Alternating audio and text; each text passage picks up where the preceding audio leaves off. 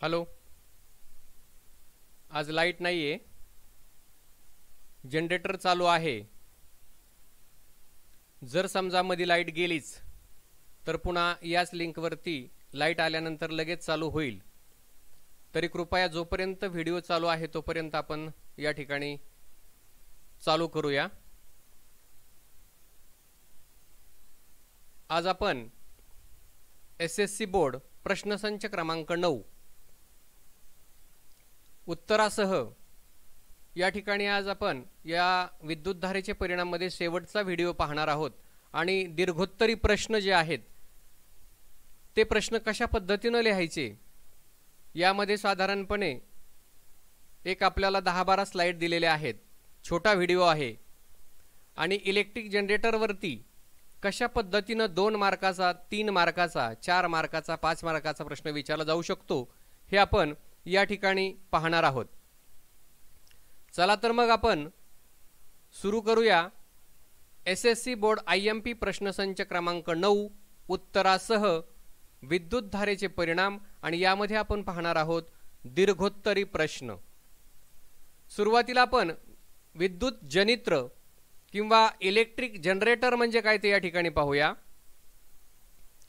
प्रत्यावर्ती विद्युतधारा जनित्र आणि दिष्ट विद्युतधारा जनित्र म्हणजे काय? यांत्रिक ऊर्जेचं विद्युत ऊर्जेमध्ये रूपांतर करणाऱ्या उपकरणाला या ठिकाणी आपण जनित्र असं म्हणतो. म्हणजे इथं या ठिकाणी विद्युत चलित्र आपण अगोदर बघितलेलं आहे, म्हणजे विद्युत motor.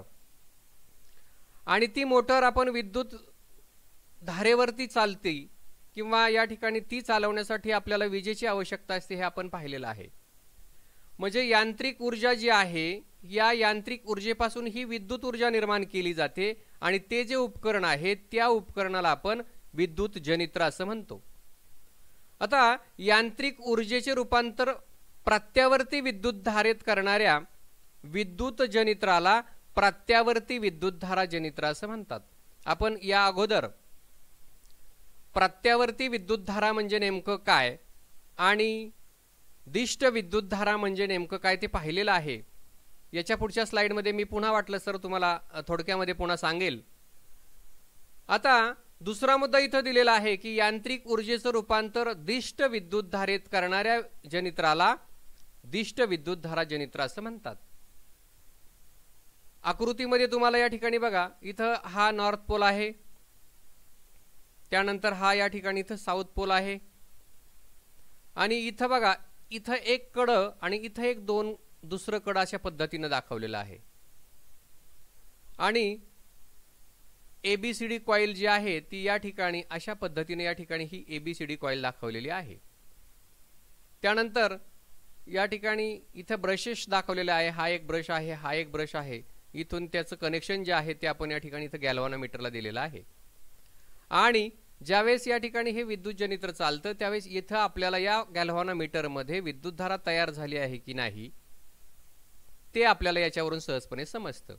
What is an electric generator? N AC generator, DC generator, a device which converts mechanical energy into electrical energy is called an electric generator. The generator which converts mechanical energy into electric energy, मग इथं mechanical एनर्जीचं रूपांतर electric energy मध्ये केलं जातं in the form of alternating current is called AC generator. म्हणजे alternating current म्हणजे प्रत्यावर्ती विद्युतधारा. Second, a generator which converts mechanical energy into electrical energy from direct current म्हणजे DC current is called DC generator. आता आपण याच्यामध्ये बघितलेलं आहे सुरुवातीला की नेहमी एकाच दिशेने वाहणाऱ्या अदोलायमान विद्युतधारेला दिष्ट विद्युतधारा असं म्हणतात. या ठिकाणी इथं बघा एकाच दिशेने डायरेक्ट करंट जो आहे तो एकाच दिशेने वाहतो आणि विद्युतधारेचं परिणाम या ठिकाणी बदलू शकतं, म्हणजे कमी जास्त होऊ शकतं, परंतु या ठिकाणी त्याची दिशा मात्र बदलू शकत नाही. म्हणून आपण या ठिकाणी तिला दिष्ट विद्युतधारा असं म्हणतो. आणि ती जी आहे ती दिष्ट जनित्रापासून तयार केली जाते आणि ती कशी तयार केली जाते हेच आपण या ठिकाणी आज पाहणार आहोत. इथं आकृतीमध्ये बघा तुम्हाला डीसी करंट जो आहे तो कशा पद्धतीने वाहतो त्याचं सर्कल कशा पद्धतीने होतंय ते या ठिकाणी दाखवलेलं आहे. त्यानंतर दुसरा मुद्दा आपण या ठिकाणी पाहणार आहोत की ठराविक समान कालावधीनंतर आपली दिशा व परिमाण बदलणाऱ्या विद्युतधारेला प्रत्यावर्ती विद्युतधारा असं म्हणतात. आणि प्रत्यावर्ती विद्युतधारा तसेच प्रत्यावर्ती विद्युत विभवांतर या चिन्हानं या ठिकाणी दर्शवितात. प्रत्यावर्ती विद्युतधारेचं दोलन वेळेनुसार वक्री असते आणि अशी विद्युतधारा AC जनित्रापासून तयार केली जाते. हे आपण या ठिकाणी बघितलेलं आहे अगोदरच्या व्हिडिओमध्ये. इथे बघा ठराविक कालावधीनंतर आपल्याला याचं वहन जे आहे ते विरुद्ध दिशेने पुन्हा झालेलं दिसतं.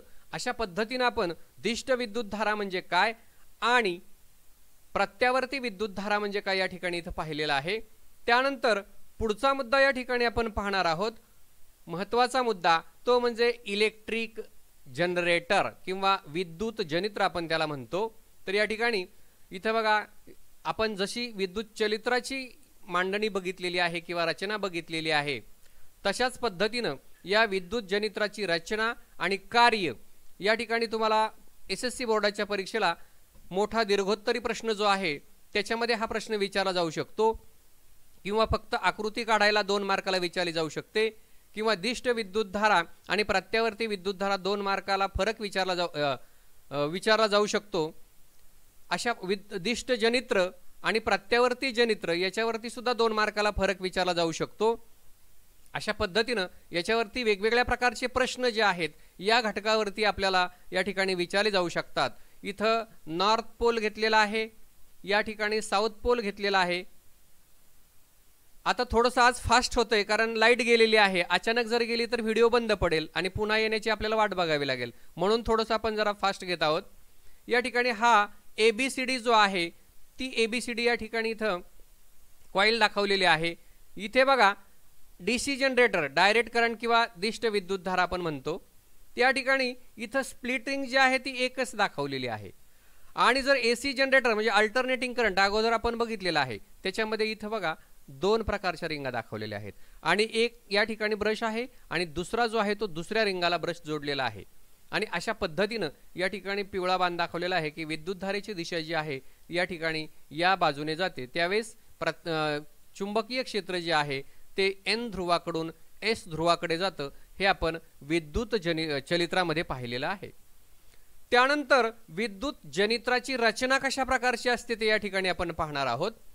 विद्युत जनित्रामध्ये ABCD हे आसाभोवती फिरणारं तारेचे कुंडल असते. आता या ठिकाणी A B C आणि D आता बघा AB आणि CD अशा पद्धतीनं तारेचं कुंडल बनवलेलं आहे आणि हे 2 शक्तिशाली नालाकृती चुंबक आहेत S आणि N, त्याला नावं दिलेली आहेत. आणि याच्यामध्ये या ठिकाणी हे तारेचं कुंडल काय केलेलं असतं बसवलेलं असतं आणि कुंडलाची जी 2 टोकं आहेत या ठिकाणी हे एक टोक आहे आणि हे एक टोक आहे. हे 2 टोक जी आहेत ती R1 आणि R2 हे विसंवाहक कड्यास B1 आणि B2 या कार्बन ब्रशच्या सहाय्याने जोडलेले असतात. मग या ठिकाणी इथं R1 दाखवलेला आहे बघा. या ठिकाणी इथं R1 आहे, या ठिकाणी R2 आहे आणि B1 हा एक ब्रश आहे म्हणजे ह्या पहिल्या कड्याला आहे आणि B2 हा दुसरा ब्रश आहे. या ठिकाणी अशा पद्धतीनं या ठिकाणी याची जोडणी केलेली असते आणि ही कडी आसाला चिटकून बसवलेली असतात. इथं हा जो आस दाखवलेला आहे बघा डॉट डॉट चिन्हाने त्याला चिटकून बसवलेले असतात. परंतु कडी आणि आस यांच्यामध्ये मात्र विद्युत रोधक अशा प्रकारचं आवरण बसवलेलं असतं. आणि B1 आणि B2 या कार्बन ब्रशची टोके गॅल्व्हॅनोमीटरला जोडलेली असतात. बघा या ठिकाणी B1चं एक टोक इथं गॅल्व्हॅनोमीटरला जोडलेलं आहे आणि इथं B2चं दुसरं जे टोक आहे ते या ठिकाणी इथं गॅल्व्हॅनोमीटरला जोडलेलं आहे. त्यामुळे काय होतं की विद्युत परिपथामध्ये वहनाची दिशा आपल्याला समजते की कशा प्रकारची या ठिकाणी विद्युतधारा निर्माण झालेली आहे, दिष्ट झालेली आहे की प्रत्यावर्ती झालेली आहे ती आपल्याला या ठिकाणी समजते. अशा प्रकारे विद्युत जनित्राची रचना ही आपल्याला केलेली दिसते. इथं बघा या ठिकाणी अल्टरनेटिंग करंट म्हणजे AC जनरेटर दाखवलेला आहे म्हणजे इथं प्रत्यावर्ती विद्युतधारा निर्माण होते. इथं गॅल्व्हॅनोमीटरचं डिफ्लेक्शन बघा शून्याच्या दोन्ही बाजूला होताना दिसतंय. याही बाजूला होतंय आणि याही बाजूला होतंय. परंतु इथं मात्र या ठिकाणी आपण दिष्ट जनित्र दाखवलेलं आहे. याचं डिफ्लेक्शन बघा शून्याच्या फक्त एकाच बाजूला होताना दिसतंय आपल्याला. मग या ठिकाणी इथं आपल्याला साधारणपणे परिपथामध्ये कोणत्या प्रकारची विद्युतधारा निर्माण झालेली आहे हे आपल्याला या ठिकाणी सहजपणे समजतं. In figure shows copper wire coil ABCD kept between the two poles pieces of magnet. The two ends of the coil are connected to the conducting rings R1 and R2 via carbon brushes, that is B1 and B2. Both the rings are fixed to the axle, but there is a resistive coating in between the ring and the axle. The axle is rotated with the help of machine from outside. Because of this, the coil ABCD start rotating. म्हणजे अशा पद्धतीनं या ठिकाणी या विद्युत जनित्राची रचना जी आहे ती रचना केलेली असते. आता प्रत्यक्षामध्ये या जनित्राचं कार्य कसं चालतं? फक्त कार्य विचारलं तर 2 मार्काला विचारलं जाईल, फक्त रचना विचारली तर 2 मार्काला विचारली जाईल, फक्त आकृती विचारली तर 2 मार्काला विचारली जाईल, आणि सर्व मोठा प्रश्न विचारला रचना आणि कार्य तर या ठिकाणी दीर्घोत्तरी प्रश्नामध्ये या ठिकाणी आपल्याला इथं विचारलं जाईल. आता जनित्राचा आस बाहेरील यंत्राच्या सहाय्याने फिरवला जातो तेव्हा ABCD कुंडल चुंबकीय क्षेत्रामध्ये फिरतं. ज्यावेळेस या ठिकाणी हा आस जो आहे तो बाहेरच्या यंत्राने फिरवला जातो आणि या ठिकाणी फिरवल्यानंतर ABCD जी कॉईल आहे ती या ठिकाणी या चुंबकीय क्षेत्रामध्ये फिरलेली दिसते. तेव्हा ते चुंबकीय क्षेत्र जे आहे इथं ज्या बलरेषा निर्माण होतात त्यांना छेदतं. आता त्यावेळेस काय होतं, या ठिकाणी ही जी AB आहे ती AB वरच्या दिशेने जाते. AB बाजू काय होते, वरच्या दिशेने जाते. तर ही जी CD बाजू आहे ही मात्र या ठिकाणी आपल्याला इथं खालच्या दिशेने जाताना दिसते. आणि कॉईल जे आहे ते आपल्याला घड्याळाच्या दिशेने म्हणजे क्लॉकवाईज डायरेक्शनने फिरताना दिसते. अशा प्रकारे बदलत जाणारे चुंबकीय क्षेत्र या ठिकाणी इथं कुंडलामध्ये विद्युतधारा प्रवर्तित करतं. मग इथं चुंबकीय क्षेत्र बदलतं. आपण मागं बघितलेलं आहे की समजा एक कॉईल घेतली आणि त्याच्यामध्ये जर आपण चुंबक इथं हलता ठेवला तर या ठिकाणी इथं गॅल्व्हॅनोमीटर जर जोडला तर या ठिकाणी त्याच्यामध्ये डिफ्लेक्शन झालेलं दिसतं. अशा प्रकारचे आपण GIF पाठीमागच्या व्हिडिओमध्ये बघितलेले आहेत. हे यावरच्या व्हिडिओ जे आहेत अगोदर प्रकरणावाईज पहा आणि त्याच्यावरून या ठिकाणी प्रश्न जर तुम्ही बघितले तर सहजपणे तुमच्या लक्षात येईल. When the axle is rotated with the machine from outside, the coil ABCD start rotating.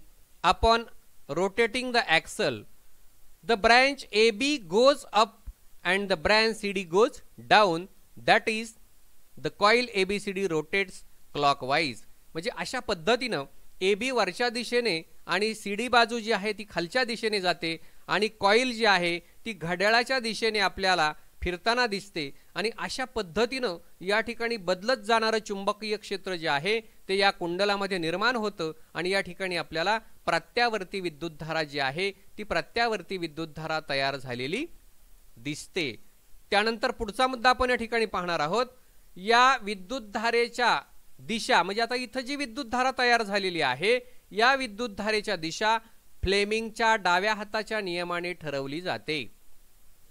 समोरून म्हणजेच AD बाजूने पाहिल्यास कुंडल घड्याळाच्या काट्याच्या दिशेने फिरते आणि अर्ध्या परिवलनानंतर AB बाजू वर तर CD बाजू खाली जाते आणि यामुळे विद्युतधारेची दिशा ABCD या मार्गाने फिरत असते. म्हणजे आपण या ठिकाणी प्रत्यक्षामध्ये विद्युत चलित्राचं जे कार्य आहे ते कशा पद्धतीनं चालतं सेम टू सेम आपल्याला या ठिकाणी जनित्रामध्ये झालेलं दिसतं. ज्यावेळेस विद्युतधारा चालू करतो त्यावेळेस AB बाजूने या ठिकाणी AB मधून A कडून B कडे, B कडून C कडे, C कडून D कडे अशा पद्धतीनं विद्युतधारा वाहते. त्यावेळेस या ठिकाणी चुंबकीय क्षेत्र जे आहे ते N कडून S कडे जात असतं आणि AB बाजू वरच्या दिशेने तर CD बाजू खालच्या दिशेने आपल्याला गेलेली दिसते. आणि यावेळी विद्युतधारेची दिशा मात्र या ठिकाणी कशी असते, A कडून B कडे, B कडून C कडे, C कडून D कडे. According to Fleming's right hand rule, electric current is produced in the branches AB and CD in the direction AB and CD. Thus the current flows in the direction ABCD as shown arrows in the figure. मग या ठिकाणी इथं तयार झालेली जी काही विद्युतधारा आहे इथं आपण फ्लेमिंगचा राईट हँड रूल दाखवलेला आहे. तर या नियमाच्या सहाय्याने आपण विद्युतधारा जी आहे ती कोणती कशा पद्धतीने तयार झालेली आहे ही आपण या ठिकाणी प्रत्यावर्ती आहे किंवा दिष्ट आहे ही आपल्याला या नियमावरून आपल्याला सहजपणे लक्षात येते। त्यानंतर पुढचा मुद्दा आपण या ठिकाणी पाहणार आहोत। आता बाह्य परिपथामध्ये विद्युतधारा निर्माण झाल्यानंतर ती कोणत्या दिशेने वाहते तर B2 कडून गॅल्व्हॅनोमीटरकडे। मग या ठिकाणी B2 आहे, इथून गॅल्व्हॅनोमीटरकडे जाते आणि गॅल्व्हॅनोमीटरकडून B1 कडे जाते। म्हणजे अशा पद्धतीने या ठिकाणी या विद्युतधारेचं वहन हे आपल्याला झालेलं दिसतं। पुन्हा अर्ध्या परिवलनानंतर म्हणजे जेव्हा AB बाजू वरती जाते CD बाजू खालच्या दिशेने जाते तेव्हा अर्ध परिवलन होतं आणि या अर्ध्या परिवलनानंतर AB ची जागा CD घेते। मग या ठिकाणी इथं AB आहे, इथं काय होतंय इथं CD येते आणि ही AB जी आहे ती इथं CD च्या जागेवरती येते। म्हणजे अशा पद्धतीने या ठिकाणी विद्युतधारा जी आहे ती उलट दिशेने वाहताना दिसते आपल्याला। म्हणजे D कडून C कडे, D कडून C कडे, C कडून B कडे आणि B कडून A कडे। आणि तेव्हा मात्र बाह्य परिपथातील विद्युतधारा जी आहे ती आपल्याला उलट दिशेने म्हणजे B2 कडून गॅल्व्हॅनोमीटरकडे आणि गॅल्व्हॅनोमीटरकडून B1 कडे अशा पद्धतीने वाहताना दिसते।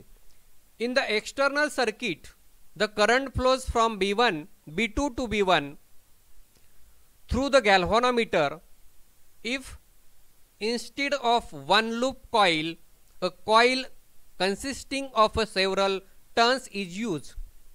The current of magnitude several times flows. After half rotation, the branch AB takes the place of branch CD and the branch CD takes the position of the branch AB. Therefore, the induced current goes as DCBA.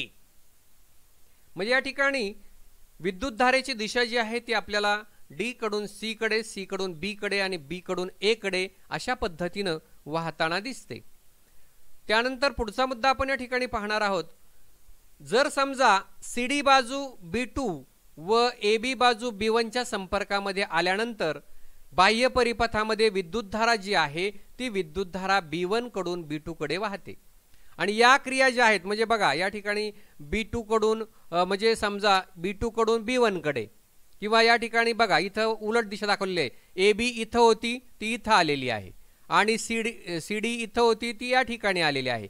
ही जी क्रिया आहे AB च्या जागी DC येणं, DC च्या जागी AB येणं ही क्रिया पुन्हा पुन्हा घडते आणि अशा पद्धतीने या ठिकाणी प्रत्यावर्ती विद्युतधारा जी आहे ती आपल्याला या ठिकाणी इथं निर्माण झालेली दिसते आणि अर्ध्या परिवलनानंतर मात्र विद्युतधारा उलट दिशेने आपल्याला गेलेली दिसते। या ठिकाणी इथं बघा या बाजूने दाखवली आणि इथे मात्र या ठिकाणी विरुद्ध दिशेने दाखवलेले आहे। त्यामुळे या ठिकाणी या जनित्राला प्रत्यावर्ती विद्युतधारा जनित्र असं म्हणतात। But the branch BA is always in contact with the brush B1 and branch DC in the contact with B2. Hence, in the external circuit, current flows from B1 to B2. That is opposite to the previous half rotation. This repeats after every half rotation and alternating current is produced. This is what is called an AC generator. आता या ठिकाणी इथं बघा north pole दाखवलेला आहे, south pole दाखवलेला आहे। इथं स्प्लिट रिंगा क्लिअर दिसत आहेत बघा, ही एक आहे आणि ही एक आहे। या ठिकाणी इथं एक ब्रश दाखवलेला आहे, दुसऱ्या रिंगाला या ठिकाणी इथं ब्रश दाखवलेला आहे आणि इथं आपण विद्युतधारा या ठिकाणी जोडलेली आहे आणि ही ABCD कॉईल जी आहे ही ABCD कॉईल आपल्याला या ठिकाणी दिसते। त्यावेळेस विद्युतधारा वाहते तेव्हा चुंबकीय क्षेत्र जे आहे ते N कडून S कडे जाताना आपल्याला या आकृतीमध्ये क्लिअर दिसत आहे। अशा पद्धतीने या ठिकाणी याची जी रचना आहे ती केलेली असते। आता याच्यानंतर आपण दिष्ट जनित्र म्हणजे नेमकं काय, DC जनरेटर म्हणजे काय हे आपण या ठिकाणी पाहणार आहोत। याच्यामध्ये आपल्याला दिष्ट जनित्रामध्ये विद्युतधारा बाह्य परिपथात दिशा बदलत नाही, एकाच दिशेने वाहतो, आपण हे पाहिलेलं आहे। त्यामध्ये विद्युत चलित्राप्रमाणे दुभंगलेले कडे आसावर बसवलेले असतात। म्हणजे इथं बघा या ठिकाणी आसावरती ही जी दुभांगलेली दोन कडी आहेत इथं आसावर बसवलेली असतात। त्यामुळे AB बाजू एका ब्रशच्या संपर्कात, या ठिकाणी बघा ही AB बाजू आहे ही याच ब्रशच्या संपर्कामध्ये आहे आणि CD बाजू जी आहे ती ह्या दुसऱ्या ब्रशच्या संपर्कामध्ये आहे। म्हणजे अशा पद्धतीनं या ठिकाणी विद्युत चलित्राप्रमाणे दुभंगलेली कड जी आहेत ती इथं आसावर बसवलेली असतात आणि त्यामुळे काय होतं, AB बाजू एका ब्रशच्या तर CD बाजू दुसऱ्या ब्रशच्या संपर्कामध्ये या ठिकाणी आलेली दिसते। आणि इथं काय होतं नेमकं की बाहेरील परिपथामध्ये एकाच दिशेने विद्युतधारा वाहते। आता इथं जो करंट फ्लो आहे तो वन वे आहे, म्हणजे एकाच दिशेने वाहतो आहे। अशा प्रकारे यांत्रिक ऊर्जेचं रूपांतर दिष्ट विद्युतधारेत करणाऱ्या या जनित्राला काय म्हणतात, दिष्ट विद्युतधारा जनित्र असं म्हणतात। म्हणजे इथं बघा या ठिकाणी एकाच दिशेने A कडून B कडे, B कडून C कडे, C कडून D कडे आणि पुन्हा या ठिकाणी इथं ब्रशला आलेली आहे। इथं याच्यामध्ये आपल्याला विद्युतधारेची दिशा जी आहे ती बदलताना दिसत नाही। याच्यामध्ये आपलं याचं परिमाण जे आहे विद्युतधारा कमी जास्त करू शकतो, परंतु या ठिकाणी काय होतंय की आपल्याला दिशा जी आहे ती मात्र वन वे दिशा आपल्याला या ठिकाणी दाखवलेली आहे। The DC does not change the direction of in the external circuit. To achieve this, a split ring is fixed on the axle like a split ring used in electric motor. Because of this arrangement, the branch of the coil going upwards is always in contact with one brush and the branch going downwards is always in contact with other brush.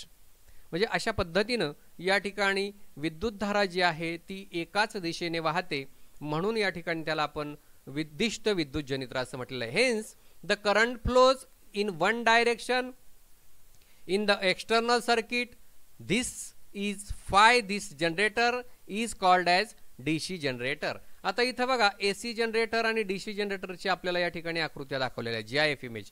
इथं बघा अशा पद्धतीनं या ठिकाणी AC जनरेटरची रचना केलेली असते, अशा पद्धतीनं या ठिकाणी इथं DC जनरेटरची रचना केलेली असते। इथं बघा ज्यावेळेस विद्युतधारा निर्माण होते तेव्हा शून्याच्या दोन्ही बाजूला या गॅल्व्हॅनोमीटरच्या काट्याचं डिफ्लेक्शन झालेलं दिसतं आणि इथं DC जनरेटर एकाच दिशेने, इथं बघा हा जो काटा आहे तो एकाच दिशेने आपल्याला या ठिकाणी मूव्ह झालेला दिसतो। म्हणजे अशा पद्धतीनं आपल्याला DC जनरेटर म्हणजे काय आणि AC जनरेटर म्हणजे काय किंवा प्रत्यावर्ती विद्युतधारा कशी तयार केली जाते आणि दिष्ट विद्युतधारा कशी तयार केली जाते हे आपल्याला या दोन जनित्रापासून सहजपणे लक्षात येतं।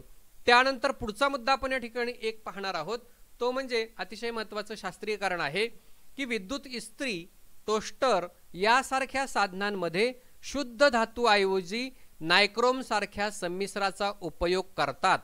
शास्त्रीय कारण द्या। एक, विद्युत इस्त्री, टोस्टर यासारख्या साधनांचे कार्य विद्युतधारेच्या औष्णिक परिणामावर अवलंबून असते हे आपण बघितलेलं आहे। आता या ठिकाणी नायक्रोम या संमिश्राचाच वापर का केलेला असतो, कारण या संमिश्राची रोधकता खूप जास्त असते आणि त्याचं ऑक्सिडीकरण न होता उच्च तापमानापर्यंत तापवता येते।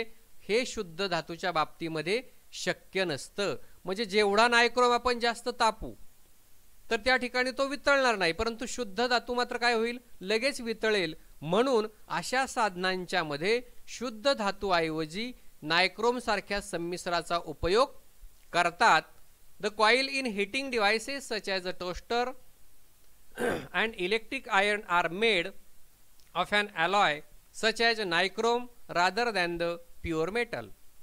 The working of heating devices such as toaster and the electric iron is used on the heating effect of electric current.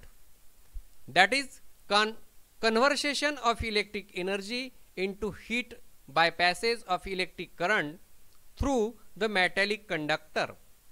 Second, an alloy such as nichrome has high resistivity and it can be heated to a high temperature without oxidation in contrast to pure metals.